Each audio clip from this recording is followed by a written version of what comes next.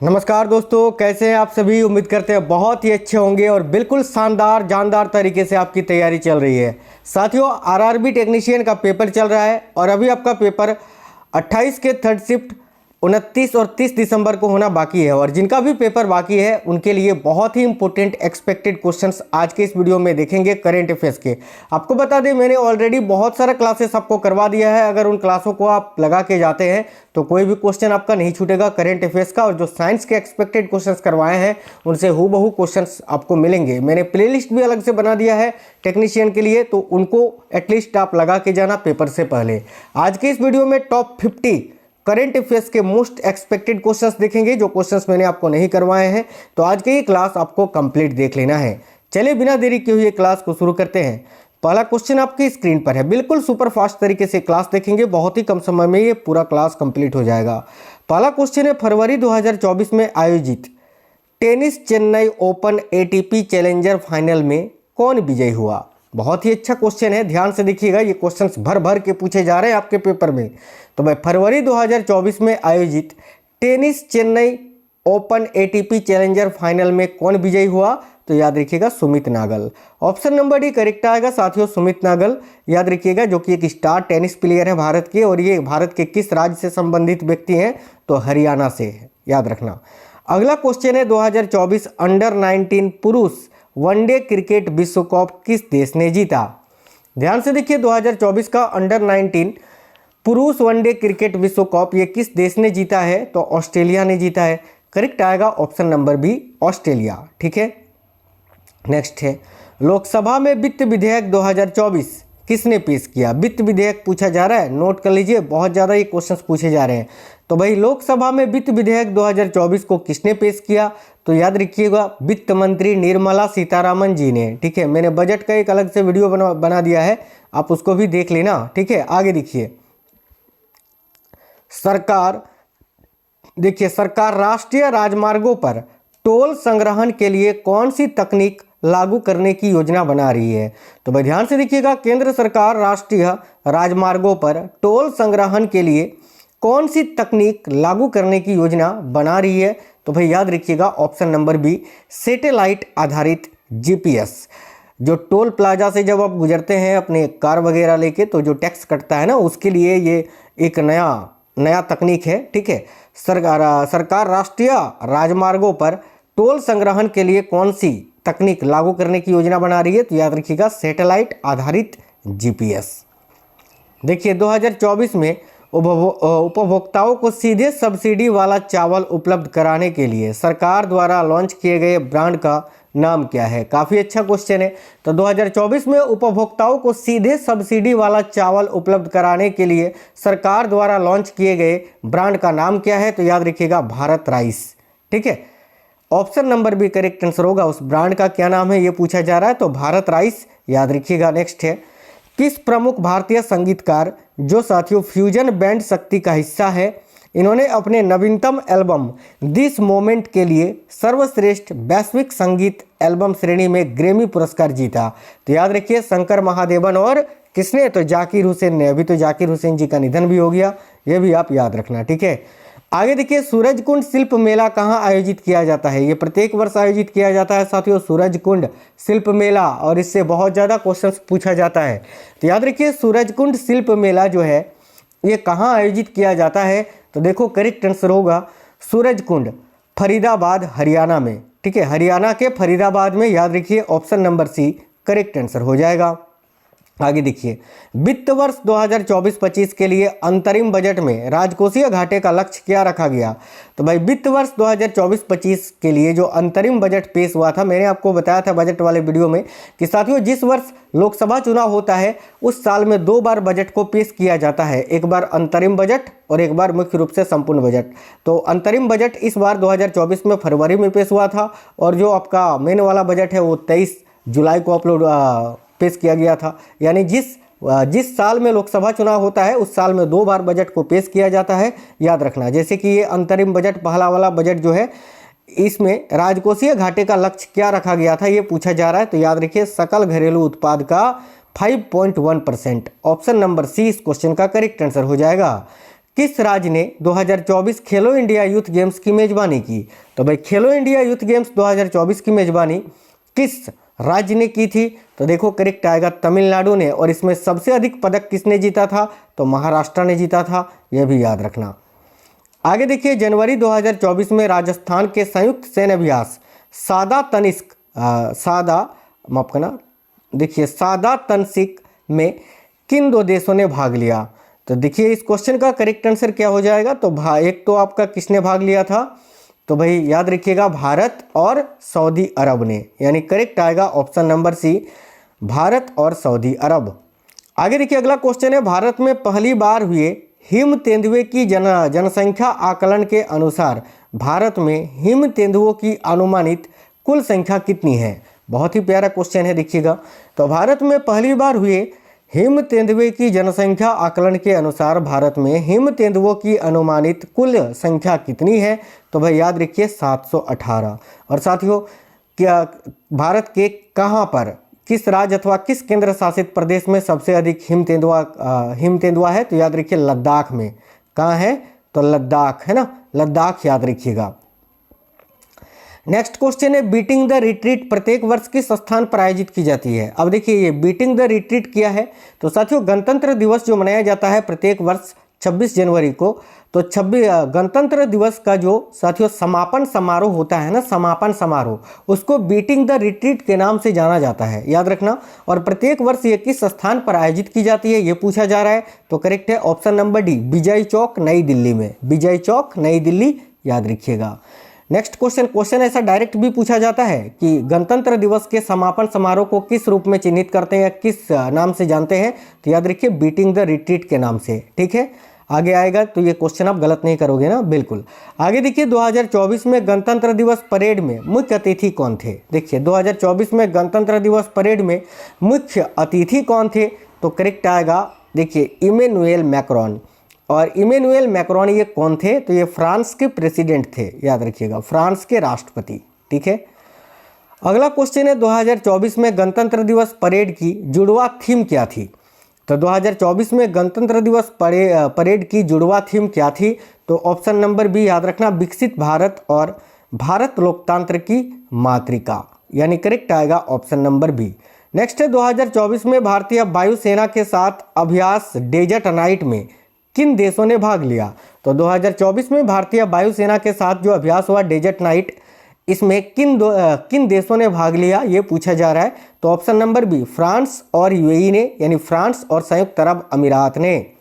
अगला क्वेश्चन है, एशियाई मैराथन चैंपियनशिप 2024 में स्वर्ण पदक किसने जीता? बहुत इंपॉर्टेंट क्वेश्चन है। तो देखिए एशियाई मैराथन चैंपियनशिप 2024 में स्वर्ण पदक किसने जीता है ये पूछा जा रहा है। तो याद रखिए मान सिंह ने। Option number C right answer है, मान सिंह। चलिए साथियों, आप लोग क्लास को लाइक जरूर करा करिए और देखिए इस वीडियो को अपने सभी दोस्तों के साथ जरूर शेयर करना। और अभी एनटीपीसी का क्लासेस शुरू होने वाला है, बहुत ही इंपॉर्टेंट एक्सपेक्टेड क्वेश्चंस, आप उसके लिए तैयार रहिए। देखिए नीति आयोग के अनुसार पिछले 9 वर्षों में भारत में गरीबी दर में कितने प्रतिशत गिरावट दर्ज की गई है?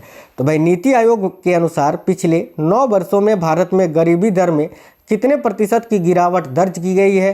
तो याद रखिए 29% से लगभग 11% की कमी, करेक्ट आएगा ऑप्शन नंबर सी, ठीक है। वर्तमान में भारत में नीति आयोग के मुख्य कार्यकारी अधिकारी यानी नीति आयोग के सीईओ के रूप में कौन कार्यरत है? क्वेश्चन आपसे डायरेक्ट पूछा जा सकता है कि वर्तमान में नीति आयोग के सीईओ या मुख्य कार्यकारी अधिकारी कौन है? तो याद रखिएगा BBR सुब्रमण्यम जी। ऑप्शन नंबर डी करेक्ट आएगा, BBR सुब्रमण्यम। चलिए नेक्स्ट क्वेश्चन देख लेते हैं। अगला क्वेश्चन है मकर संक्रांति। देखिए मकर संक्रांति, पोंगल, उत्तरायण और माघ बिहू त्योहारों का महत्व क्या है? तो भाई मकर संक्रांति, पोंगल, उत्तरायण और माघ बिहू त्योहार ये एक ही समय में जनवरी महीने में मनाया जाता है साथियों, अलग अलग भारत के अलग अलग हिस्सों में, ठीक है। और ये जो त्योहार है इनका संबंध किससे है? तो याद रखिएगा करेक्ट आंसर हो जाएगा ऑप्शन नंबर, देखिए ऑप्शन नंबर सी हो जाएगा यहाँ, ठीक है। ऑप्शन नंबर सी, देखिए सर्दी की समाप्ति और लंबे दिनों की शुरुआत के लिए। Option number C correct answer हो जाएगा, याद रखिएगा सर्दी की समाप्ति और लंबे दिनों की शुरुआत के लिए। आगे देखिए नेक्स्ट क्वेश्चन है। नेक्स्ट साथियों, प्रधानमंत्री जनजाति आदिवासी न्याय महाअभियान के लाभार्थी कौन है?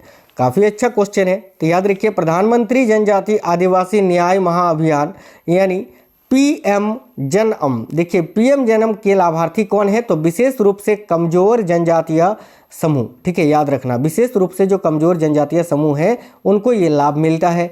करेक्ट आएगा option number B. Next question है, ध्यान से देखिएगा, वाइब्रेंट गुजरात ग्लोबल समिट 2024 में मुख्य अतिथि के रूप में किसने भाग लिया?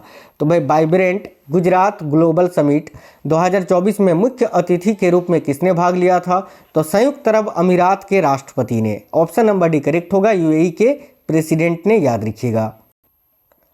देखिए नेक्स्ट क्वेश्चन है, दिसंबर 2023 को भारतीय नौसेना द्वारा कमीशन किए गए नवीनतम स्टील्थ गाइडेड मिसाइल विध्वंसक का नाम क्या है? बहुत इंपॉर्टेंट क्वेश्चन है, याद रखिए। करेक्ट आएगा आईएनएस इम्फाल, ठीक है। दिसंबर 2023 को भारतीय नौसेना द्वारा कमीशन किए गए नवीनतम स्टील्थ गाइडेड मिसाइल विध्वंसक का नाम क्या है? तो आईएनएस इम्फाल, याद रखेंगे सभी। अगला, भारत में वित्तीय वर्ष की अवधि क्या है? तो देखिए भारत में जो वित्तीय वर्ष की अवधि है वह साथियों 1 अप्रैल से 31 मार्च, 1 अप्रैल से शुरू होता है, 31 मार्च को समाप्त होता है, याद रखिएगा। ऑप्शन नंबर 1 करेक्ट आंसर है। अगला क्वेश्चन है, हाल ही में विकसित सबसे हल्के बुलेट प्रूफ जैकेट का सफल परीक्षण कहाँ किया गया? तो भाई ध्यान दीजिएगा, हाल ही में विकसित किए गए सबसे हल्के बुलेट प्रूफ जैकेट का सफल परीक्षण कहाँ किया गया? तो भाई TBRL चंडीगढ़ में, TBRL चंडीगढ़ करेक्ट आंसर है। Option number C. Hindustan Aeronautics Limited ने अप्रैल 2024 में गुयाना रक्षा बल को किस प्रकार के विमान की आपूर्ति की? तो हिंदुस्तान एरोनॉटिक्स लिमिटेड ने अप्रैल 2024 में गुयाना रक्षा बलों को किस प्रकार के विमान की आपूर्ति की? तो करेक्ट आएगा साथियों डॉनियर 228 प्रकार की विमान की, याद रखिए डॉनियर 228। नेक्स्ट है, भारत और श्रीलंका के बीच पाक जलद मरुमध्य के में स्थित विवादित द्वीप का नाम क्या है? तो भाई भारत और पाकिस्तान को अलग करता है ये पाक जलद मरुमध्य, ठीक है। और पाक जलद मरुमध्य में स्थित जो विवादित द्वीप है उसका नाम क्या है? तो याद रखिए कच्चा थीवू द्वीप, जिसको लेकर हमेशा भारत और श्रीलंका के बीच विवाद रहता है। अगला है, रोहन बोपन्ना ने 2024 मियामी ओपन में अपनी जीत के साथ कौन सा रिकॉर्ड बनाया? तो याद रखिए करेक्ट आंसर होगा option number B, ATP masters 1000। देखिए एटीपी मास्टर्स 1000 खिताब जीतने वाले सबसे उम्रदराज व्यक्ति, याद रखिए ऑप्शन नंबर बी यहाँ आपका करेक्ट आएगा। अगला है, मार्च 2024 में भारतीय नौसेना ने पाकिस्तानी नागरिकों को सोमाली समुद्री डाकुओं से छुड़ाने के लिए ऑपरेशन कहाँ चलाया था? काफ़ी अच्छा क्वेश्चन है, याद रखिएगा अरब सागर में साथियों। मार्च 2024 में भारतीय नौसेना ने पाकिस्तानी नागरिकों को सोमाली समुद्री डाकुओं से छुड़ाने के लिए ऑपरेशन कहाँ चलाया था? तो अरब सागर में। अगला है, तेजस MK1A की हालिया पहली उड़ान का क्या महत्व है? तो तेजस MKA जिन्होंने हालिया उड़ान भरा था इसका महत्व क्या था ये पूछा जा रहा है। तो देखो ऑप्शन नंबर ए, यह स्वदेशी लड़ाकू विमान की पहली उड़ान थी, याद रखिएगा। नेक्स्ट है, आदर्श आचार संहिता के उल्लंघन की रिपोर्ट करने के लिए उपयोग की जाने वाली भारत निर्वाचन आयोग के ऐप का नाम क्या है? तो साथियों देखिए आदर्श आचार संहिता के उल्लंघन की रिपोर्ट करने के लिए उपयोग की जाने वाले भारत निर्वाचन आयोग के ऐप का नाम क्या है? तो देखिए करेक्ट आएगा ऑप्शन नंबर बी, याद रखिएगा सी विगिल, ठीक है। क्या नाम है भाई? तो सी विगिल। नेक्स्ट क्वेश्चन है, मार्च 2024 में, ठीक है, बाल्टीमोर मैरीलैंड में फ्रांसिस स्कॉट की ब्रिज के ढहने का क्या कारण था? देखिए मार्च 2024 में बाल्टीमोर मैरीलैंड में फ्रांसिस स्कॉट की ब्रिज के ढहने का कारण आपसे पूछा जा रहा है। तो याद रखिए ऑप्शन नंबर बी, मालवाहक जहाज की टक्कर हो गई थी ना, आपने न्यूज में सुना होगा, ऑप्शन नंबर बी करेक्ट होगा। अगला है, WTT feeder Beirut 2 2024 table tennis tournament में महिला एकल का खिताब किसने जीता? तो करेक्ट है ऑप्शन नंबर सी, याद रखिए रिजा अकुला ने, रिजा अकुला। नेक्स्ट क्वेश्चन है, 128 खिलाड़ियों की भागीदारी के साथ कबड्डी में गिनीज वर्ल्ड रिकॉर्ड का आयोजन कहाँ हुआ? तो भाई याद रखिए यहाँ आपका करेक्ट आंसर होगा पंचकूला हरियाणा में, या हरियाणा के पंचकूला में। इसरो द्वारा सफलतापूर्वक परीक्षण किए गए पहले पुनः प्रायोज्य लॉन्च वाहन RLV का नाम क्या है? तो इसरो द्वारा सफलतापूर्वक परीक्षण किए गए पहले पुनः प्रायोज्य लॉन्च वाहन RLV का नाम क्या है? तो देखिए करेक्ट आएगा option number D, RLB Pushpak, याद रखेंगे सभी, ऑप्शन नंबर डी। नेक्स्ट है एरोनॉटिक्स, देखिए एरोनॉटिकल टेस्ट रेंज कहाँ स्थित है जहाँ RLB परीक्षण आयोजित किया गया था? तो भाई ये कहाँ पर स्थित है एरोनॉटिकल टेस्ट रेंज? तो याद रखिएगा कर्नाटक के चल्लकेरे में, चल्लकेरे कर्नाटक में, ठीक है। आगे देखिए मार्च 2024 को लेबनान में WTT फीडर बैरूट टूर्नामेंट में पुरुष एकल का खिताब किसने जीता? तो देखिए मार्च 2024 को लेबनान में WTT फीडर बैरूट टूर्नामेंट में पुरुष एकल का खिताब किसने जीता? तो भाई ऑप्शन नंबर बी करेक्ट आएगा, साथियान ज्ञानेश्वर जी ने, ऑप्शन नंबर बी करेक्ट आएगा साथियों। आगे देखिए प्रभा वर्मा को किस प्रतिष्ठित पुरस्कार से सम्मानित किया गया है? तो ये मलयालम भाषा के कवि हैं और इनको जो है 2023 का सरस्वती सम्मान दिया गया है, ऑप्शन नंबर बी सरस्वती सम्मान। किस उपन्यास के लिए? तो रौद्र सात्विकम के लिए, याद रखना रौद्र सात्विकम ये उपन्यास का नाम है इनके। कौन सा भारतीय शहर दुनिया का सबसे प्रदूषित महानगरीय क्षेत्र बनकर उभरा है? तो याद रखना बिहार का बेगूसराय, ऑप्शन नंबर डी। अगला है हाल ही में कौन सा राज्य समान नागरिक संहिता लागू करने वाला भारत का पहला राज्य बन गया है? तो देखिए करेक्ट आएगा Uttarakhand, option number B. Next question है अग्नि 5 मिसाइल का विकास किसने किया? तो भाई अग्नि 5 मिसाइल का विकास किसने किया है? तो ऑप्शन नंबर सी DRDO ने, रक्षा अनुसंधान और विकास संगठन ने। अगला है किस फिल्म को, देखिए किस फिल्म को सर्वश्रेष्ठ ऑस्कर पिक्चर का पुरस्कार मिला है? तो याद रखिएगा करेक्ट आएगा ओपनहाइमर मूवी को। नेक्स्ट है साहित्य अकेडमी द्वारा मार्च 2024 में नई दिल्ली में आयोजित विश्व के सबसे बड़े साहित्यिक उत्सव का क्या नाम है? तो साहित्य अकेडमी द्वारा मार्च 2024 में नई दिल्ली में आयोजित विश्व के सबसे बड़े साहित्यिक उत्सव का नाम क्या है? तो ऑप्शन नंबर सी याद रखना साहित्य उत्सव है ना, साहित्य उत्सव, ऑप्शन नंबर सी इस क्वेश्चन का राइट आंसर होगा। पानी के नीचे मेट्रो प्रणाली में कौन सा स्टेशन है जो सबसे गहरा है? काफ़ी अच्छा क्वेश्चन है, तो करेक्ट आएगा यहाँ आपका, याद रखिएगा ऑप्शन नंबर, देखिए क्वेश्चन में पूछा गया है कि पानी के नीचे, ठीक है, पानी के नीचे मेट्रो प्रणाली में कौन सा स्टेशन सबसे गहरा है? तो हावड़ा मेट्रो स्टेशन, ठीक है, जो कि 32 मीटर नीचे है पानी के, याद रखना 32 मीटर। आगे देखिए ई किसान उपज निधि पहल का प्राथमिक उद्देश्य क्या है? तो भाई ई किसान उपज निधि पहल का जो प्राथमिक उद्देश्य है वो है किसानों के भंडारण रसद को आसान बनाना, ऑप्शन नंबर बी। आगे देखिए नेक्स्ट है 2 फरवरी से 31 मार्च 2024 तक राष्ट्रपति भवन नई दिल्ली में मनाए जाने वाला उद्यान उत्सव 2024 क्या है? तो याद रखना यह एक शानदार फूल उत्सव है, यह शानदार फूल उत्सव था। अगला है उत्तर प्रदेश में धर्मपथ परियोजना का उद्देश्य क्या है? तो देखिए उत्तर प्रदेश में धर्मपथ परियोजना का उद्देश्य आपसे पूछा है कि क्या है? याद रखिए ऑप्शन नंबर सी जौनपुर को अयोध्या, वाराणसी और मिर्जापुर से जोड़ना, याद रखिएगा। रिपोर्ट के अनुसार किस भारतीय राज्य में तेंदुए की आबादी सबसे अधिक दर्ज की गई है? तो देखिए तेंदुआ, ये हिम तेंदुआ नहीं है, ये तेंदुआ है, तेंदुआ के बारे में पूछा जा रहा है तो मध्य प्रदेश होगा। यहीं पर अगर आपसे पूछेगा हिम तेंदुए की सबसे अधिक आबादी कहाँ पर दर्ज की गई है, तो आपको आंसर करना है लद्दाख। ये दोनों बातें आपको याद रखना है, ठीक है। आगे देखिए PM सूर्य घर मुफ्त बिजली योजना का प्राथमिक उद्देश्य क्या है? तो भाई देखो करेक्ट आंसर होगा साथियों ऑप्शन नंबर बी, 1 करोड़ घरों में छत पर सौर प्रणाली स्थापित करना। नेक्स्ट क्वेश्चन है भारत का नया लोकपाल किसे नियुक्त किया गया है? तो भारत के वर्तमान में लोकपाल कौन है? तो न्यायमूर्ति AM खानविलकर, जो कि भारत के दूसरे नंबर के ही लोकपाल है, सेकंड नंबर के, याद रखिएगा।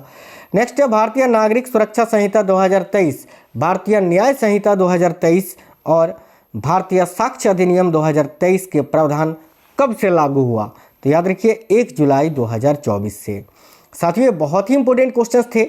अभी जिनका भी पेपर है ऑल द बेस्ट, बिल्कुल अच्छे से पेपर करके आना। मैं फिर से बता रहा हूँ जो क्लासेस मैंने करवा दिया है आपको वो बहुत इंपॉर्टेंट है। जो बचे हुए क्वेश्चंस थे करंट के वो मैंने इस वीडियो में आपको करवा दिया, प्लेलिस्ट बना दिया है, एटलीस्ट उनको आप लगा लेना। साइंस के और जो करंट अफेयर्स के मैंने एक्सपेक्टेड क्वेश्चंस आपको करवाया है, देखो RRB टेक्नीशियन के नाम से अलग प्लेलिस्ट बना दिया है, उनको आप लगा लेना। साथियों वीडियो को लाइक करना, अपने दोस्तों के साथ जरूर शेयर करना। जिनका भी पेपर अभी बाकी है ऑल द बेस्ट, बिल्कुल पेपर को फोड़ के आना है ना। चलिए मिलते हैं नेक्स्ट वीडियो में। जय हिंद, वंदे मातरम।